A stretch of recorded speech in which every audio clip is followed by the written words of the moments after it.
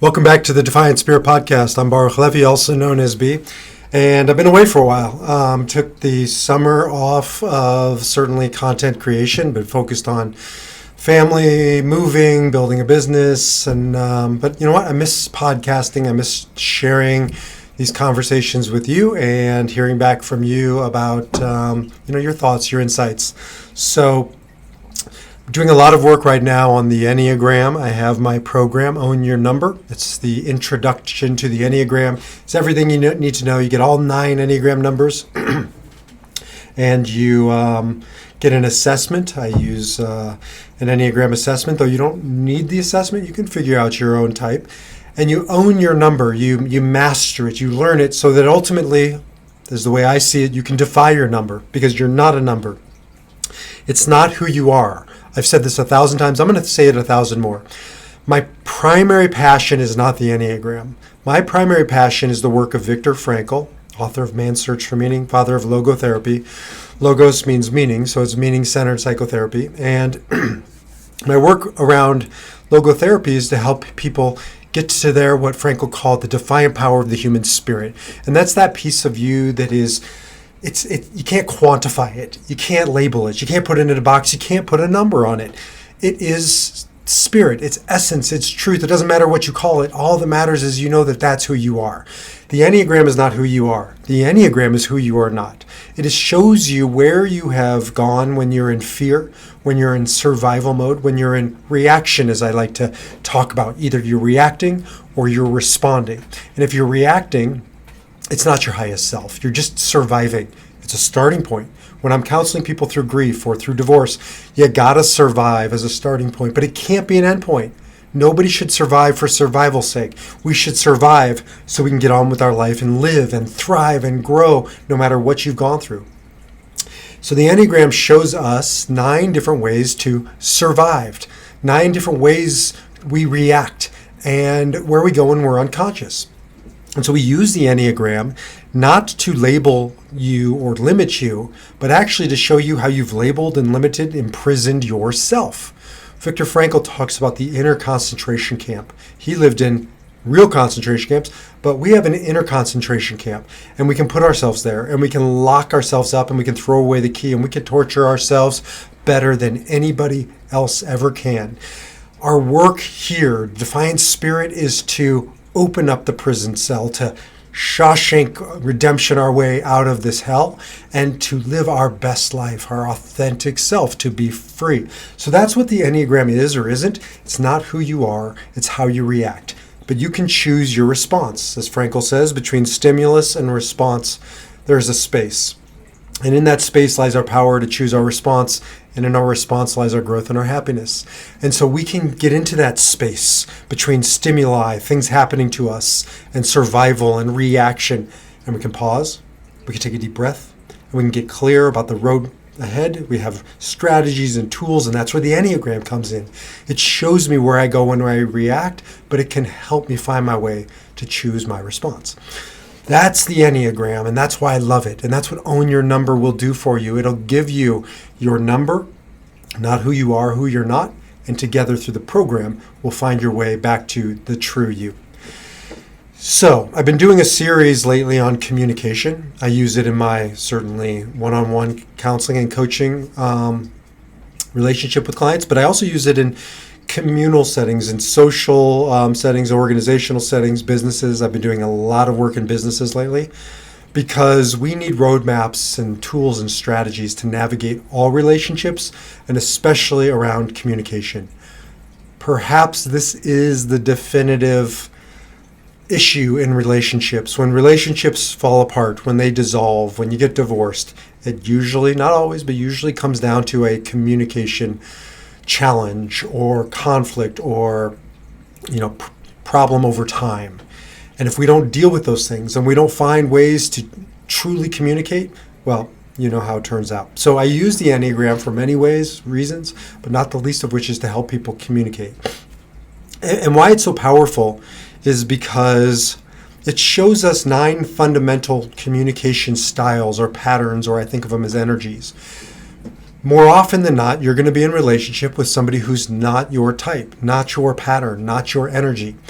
And so naturally, we're going to default to what we know, to who we are. And we're going to assume the rest of the world looks like us and thinks like us and communicates like us. And then you grow up, you go out into the world, and you realize it ain't the case. And so we need to really understand where the other person is coming from.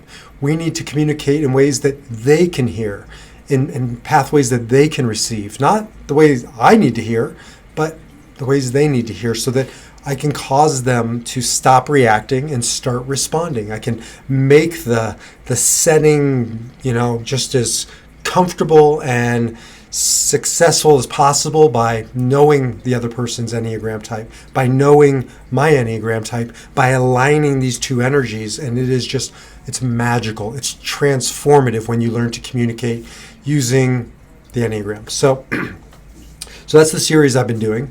Excuse me a little bit. I have some allergies going on here in Colorado.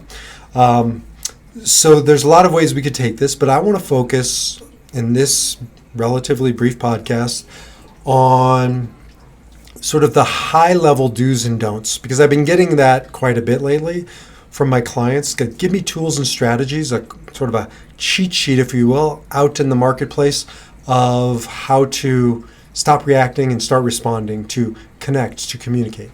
I do have cheat sheets, by the way, in the Own Your Number system. There's a page in the back that is just a cheat sheet for you to take on the road.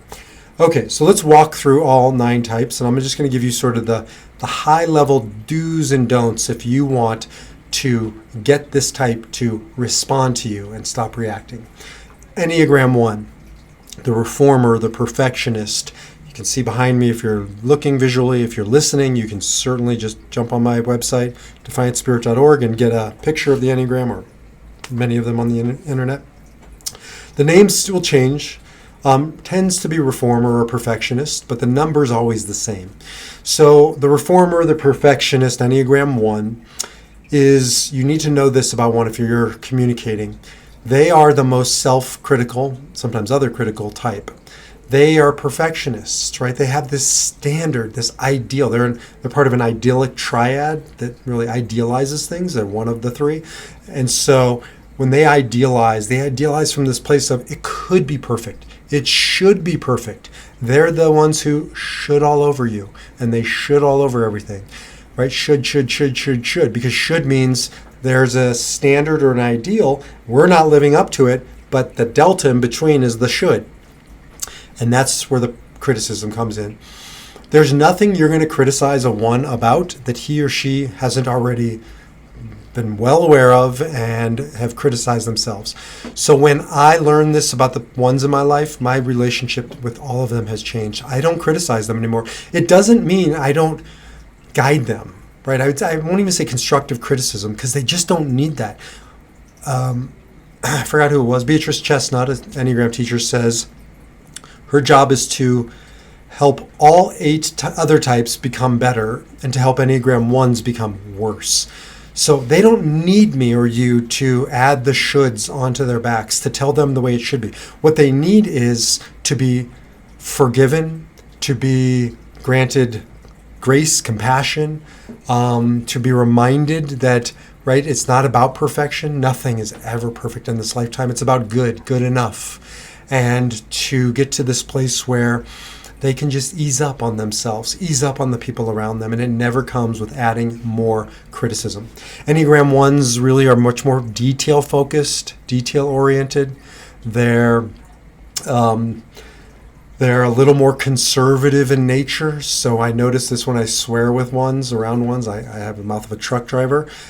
The hair on the back of their neck tends to go up, so I just sort of try and move matching their energy, a little more contained, conservative. They're not big huggers. In fact, you feel them kind of stiffen up sometimes.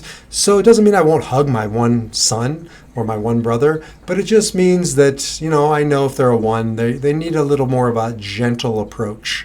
And if you're not on, intimate terms with them, probably a handshake will do, or even a fist bump, because germs, they're one of the a little more cautious types. Okay, that's sort of high level, just what you need to know about navigating with the 1. They're really good people. They're the most responsible people. If you tell a 1 to do something, probably it's going to get done. So trust a 1. Don't call into question their character, their integrity. You will lose them forever. They have impeccable character and integrity. And if they failed, it's not because of who they are. It's just because of what they did. We all fail. So Enneagram 1, again, 30,000 foot view. We'll go into the weeds with each one of these, and you can get it in the program. Enneagram 2. What you need to know about Enneagram 2, the helper, the nurturer, the giver, the lover, is that they need you. They need people. They need relationships. All human beings do, but 2s know they need it, and you know they need it. So if you want to communicate or get the best out of a 2, then really tend to the relationship. Talk about the relationship. Acknowledge the relationship. When I call an Enneagram 2, let's say a business situation, rarely do I just jump in. If I know they're a 2, I'm going to ask how they're doing. I'm going to ask how they are, their kids are, their spouses, their grandkids are.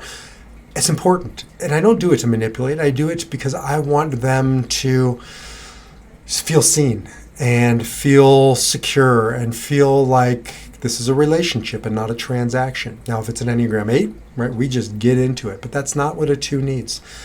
2s can be the most sensitive type. They can really get into fear if they feel like the relationship is at stake. Something is off about the relationship, or you're going to criticize them about the relationship. They're very sensitive like 1s, but much more around relationship than 1s will be around the details and the systems. Enneagram 2s, the shadow side of a 2 is they can be a little bit needy. They don't like hearing this. None of us like hearing our shadows. And so I'll tread lightly when I feel like they're in the needy place or space. They're in reaction. And I won't necessarily point it out they're being needy, but I'll just reassure them that they're enough. This is a big one with 2, 3s, and 4s. They need to hear that they are enough, not because of what they give me and they do for me, but just because of who they are. 2s will get into flattery. I know when I'm with a reactive 2 because they'll start flattering me and telling me nice things. It doesn't mean it's always flattery. Sometimes it's true appreciation, but there is a difference between flattery and appreciation. And you know it when you're in it with a 2. Because there's a sort of a reeling in quality that us 8s can feel, sort of being reeled in for the catch. It makes the bond stronger for them. But there's a better way to get there, and that's just appreciation. 2s, they are warm. They're nurturing. They really need to feel that feeling like no other type maybe other than 4. So they really need that connection and that bond, and I try and give it to them. They also need healthy boundaries.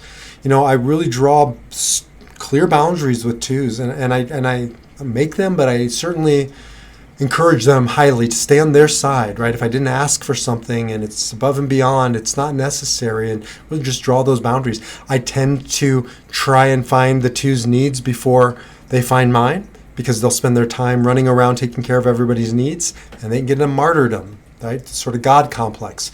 They are the provider. They don't need to be provided for. If I have a 2 in my life, I'll really try and anticipate their needs, because they spend so much time anticipating mine. So all of those things really set me up for the dance with the 2 and response versus reaction. And again, just remember that they are truly beautiful, loving people, and they have a very sensitive soul. So tread lightly. Enneagram 3. Now, they're the opposite of the 2. They're a part of the heart triad, but they do not look like heart types. They look like 8s and 7s, the action type. 3s go away from their heart. Doesn't mean they're cold. It just means that they're all about achieving and performing and what does it look like. And, emotions are messy. So I really don't lead with emotion with 3s. I lead with efficiency and practicality and get the job done. Whereas 2s, I'll start with the relationship, how's your grandkids? 3s, I'll get into what needs to happen here. Different reasons than an 8, but it feels very similar to the 8s, the challengers. 3s are very image conscious. It doesn't mean they're vain necessarily, but it does mean they want to be seen for doing a good job, for being successful. Again, it doesn't have to be shallow. It can be really inspirational. And they try and acknowledge the ways 3s have been victorious and inspired others and carried us to the top. Threes can also get into some self-deceit. Doesn't mean they're liars, but threes will sometimes overpromise and underdeliver, and that comes from not wanting to say no, not because of conflict, that's nines, but not wanting to say no because they just don't want to look like they're failing, like they can't handle it. And so sometimes threes can get underwater, and they're likened to a duck gliding smoothly across the water, and underneath they're just, paddling like mad. They're the band roll-on commercial, never let them see you sweat. So with a three, I really try and anticipate that yes, that's really a no, or that should be a no, and start to encourage them to say no to me or to opportunities, to things around them if that's what needs to happen. Threes have needs that also need to get met. They're human beings. I say this to threes all the time. You're a human being, not a human doing. And threes are the ones who really have to stand guard against that. When you're communicating with a three, get at it, get in it, get to the bottom line, right? Give them marching orders. They always say to me afterwards, so the takeaways are ... Threes need that sort of marching orders, and efficiency. It's their middle name. Enneagram 4, the individualist, yin-yang, lots of yin-yangs. This is definitely a yin-yang. Enneagram 4, the romantic, the artist, the individualist, they are the opposite of threes. Threes are efficient, sort of not emotive. They can become emotional, but it takes time for them to get into their heart. Fours start with emotion. They lead with emotion. They're deeply emotional beings, and you gotta make that heart connection like twos. But fours are much more about going into the depths of emotions, not just sort of the surface. I use this example all the time, but my wife Ariel is a four, and sometimes she'll just share with me these long run-on sentences. It could be in a text form, it could be in like a 30-minute conversation, but it's like there's no period. It's just comma, comma, comma. And what I have to learn how to do is hold the container so it can just come out, because what she's doing is she's feeling the world, feeling out me, feeling out her circumstances through emotion. Threes will do it through action. Fours will do it through emotion. It's their way of navigating. And so you want to shut a four down, tell them they're too much, tell them they're too emotional. It will just, kick them in the soul. So know that it's going to be a lot more emotional. It doesn't have to be unhinged, right? All types can really do the work and grow up. But fours need that emotion to feel. Fours take the long road in communication. They really just sort of get to the thing. They like, the coffee date, and to talk about it, and to talk about how does it make you feel, how does it make them feel, what are all the possibilities, and they're just looking at the world like it's a canvas, and so they paint, right? And their palette is rich with color. So keep that in mind with the four. Fours also need to be reined in. They need to be sort of more three-ish and given, great conversation. Now what are we going to do? What's the takeaway? What's the structure? What's the system? So really keep that in mind if you're trying to get the best out of a four, and they'll appreciate that as long as you can hold that structure from a place of compassion and non-judgment, and they will create on the canvas something quite beautiful and magnificent. And don't be surprised if you go real deep real quick, because they're about as deep as they come. Enneagram 5, the investigator. The individualist is all about knowledge, and if you understand this, you're going to communicate more effectively with them. They process emotions. They have emotions. This is sort of a misunderstanding of the five. The investigator, by the way, they can get to their emotions, but they have to process and think their way into their emotions. Just like Enneagram 4, their neighbor, really starts with feeling, and they can get to thinking.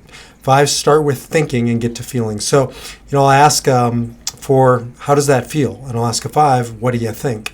And even that subtle sort of shift gets them into their paradigm, their operating system.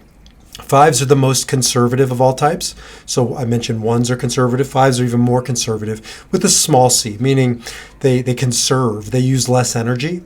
They are conservative in the way they spend money and resources and present themselves.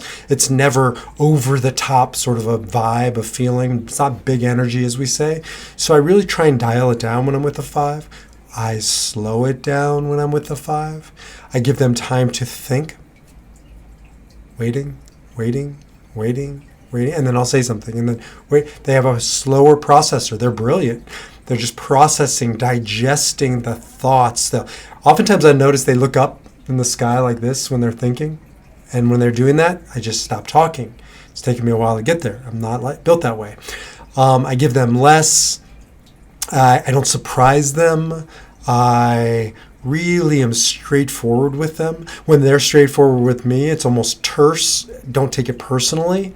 Again, they're a direct sort of path to get to you, to get to the information.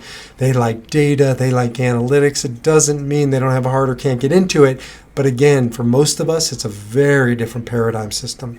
So really keep that in mind when you're dealing with 5s. And again, really don't take it personally if they don't ask you how you're feeling or sit around and listen to your emotions. It doesn't mean they don't need to do the work. They do. You can help them get there, but be patient with them. It just takes them a longer time to go from head to heart. Enneagram 6, the loyalist. This is the skeptic. This is the doubtful type. A lot of angst, a lot of anxiety. When I am dealing with a 6, I know they're going to ask me lots of questions. They're going to almost like doubt me. It's not me personally, and as long as you don't take it personally, it's fine. They'll ask the same thing over and over and over again. They're probing. They're anxious. They want to feel the loyalty, to feel like you've got them, that they're secure with you. They can project a lot, so I don't take their projections personally, or really sort of challenge them to think, is that mine or is that yours projecting onto me? They can get into analysis paralysis. They think like a 5 and a 7, and they're kind of back and forth, slow, fast, slow, fast. Then it sends them into almost a paralysis where they can't take action. So getting them to take action is sometimes challenging. Really making allowance for their doubting, making allowance for their processing time, making allowance for their sort of revisiting the same thing over and over again. They're warm. There's a counter type that isn't quite so warm, but most 6s you meet are going to be warm. They're loyal to a fault. Really taking that loyalty seriously, never betraying it. And it doesn't have to be in big ways, but in small ways we can end up betraying their trust. So I really pay attention to that when I'm dealing with a 6. They're just a little bit messier, I guess, in communication than other types, or certainly than some other types. And so I just sort of give them space to feel their way into the conversation and really respond to them and what they need. Enneagram 7, the enthusiast behind me, the optimist, the visionary. One of the most unmistakable types. Their subtypes can get a little hairy, but in general, they vibrate faster and more intense. They're like solar power. I keep it moving with the 7s versus the 5s. 5s slow it down, 7s speed it up. 5s are the details. 7s are the headlines, not the copy, not even the bylines, the headlines. Get to the point, keep it energized, keep it light. It doesn't mean they can't go deeper. It just means at first blush, tend to resist. Takes some time to get into the deeper stuff. Think of them as the opposite of the 4s. 4s go deep, dark, real quick. 7s can get kind of scared off by that. So taking them in the shallow end, maybe staying in the shallow end, but certainly giving them their time. Really, again, an unmistakable vibe with the 7s. You just know it when you're around them, and you just want to sort of follow them and get into their energy because it feels so good. Now, I find myself sometimes getting caught up in the energy of 7s and losing myself, and that's when I got to get back to my values, my truth, because they have charisma. They have the ability to sort of swoop you up and carry you off. So you got to sort of stand guard against that. Enneagram 8, the challengers. We're intense. We're oftentimes rough around the edges. We will drop the F-bomb just for the shock factor or to stir things up. We like conflict. Don't always love it, but we like it, or we certainly aren't afraid of it. Get into it. We know when we're being manipulated, so don't try and manipulate us. We can be a bull in a china shop, and you have to tell us, back off, slow down. You got to Really be direct with an 8. You got to get to the headline, just like the 7s, but for different reasons, because we don't like to feel managed or controlled. So when you're dealing with an 8, really know that you got to sort of match their power. It doesn't mean you have to be aggressive. It doesn't mean you have to be crass or rough like we can be. It just means you sort of have to sort of meet us with a strength. It could be a quiet strength, but a confidence. We respect that. We also need to be called out when we're not truthful. We are all about the truth, but sometimes our truth is not the truth, and it takes us time to admit that. Very hard for us to say we're sorry or we were wrong. So hold us accountable, right? Don't let us off the hook. We try and scare people so they won't hold us accountable, but you really got to go head to head with an 8. Last but not least, Enneagram 9s, the peacemaker. They're one of the most deceptive types of the Enneagram because they come across as peaceful, harmonious, easy, and they can be. But they also can be in reaction. They're just afraid to say the thing, to speak their needs, to speak the truth. And they'll say yes, but they're just avoiding the truth. And you really got to challenge them to go deeper and to fight back and to stand up and get their needs met and speak up and speak out and take up space. So with Enneagram 9s, I really try and gently encourage them to hold the line. I encourage them to challenge me. I encourage them to make choices. I give them a finite amount of choices, so I don't give them like 20 choices. I give them 2 or 3 choices and say, you have to decide which one of these looks best to you. When they've made a choice, I really try and respect their boundaries. Don't think for a second you can get a 9 to change or sway them. You can't. You're just swaying the surface, but underneath they're digging in, they're hardening. They're one of the most stubborn types, but on the surface they look pleasant. They're the nice boy, the nice girl, but underneath they're really digging in. And so if you go too hard at a 9, they'll just disappear. They'll go away. So don't think they're gullible or pushovers. They're not. Just on the surface, that's how they appear.